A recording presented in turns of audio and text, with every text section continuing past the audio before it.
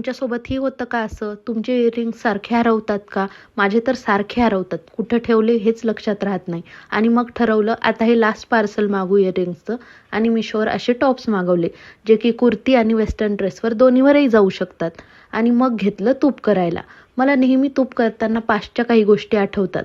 म्हणजे काय झालं ना, माझं लग्न झालं तेव्हा मला तूप करता येत नव्हतं.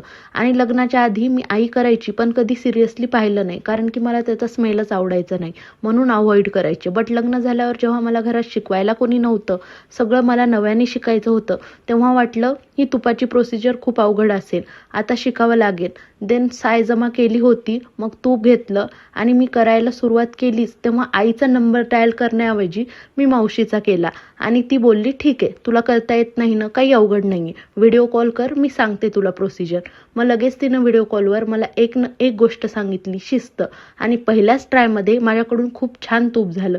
आणि तेव्हापासून आत्तापर्यंत मी तूप करताना कधीच चुकत नाही.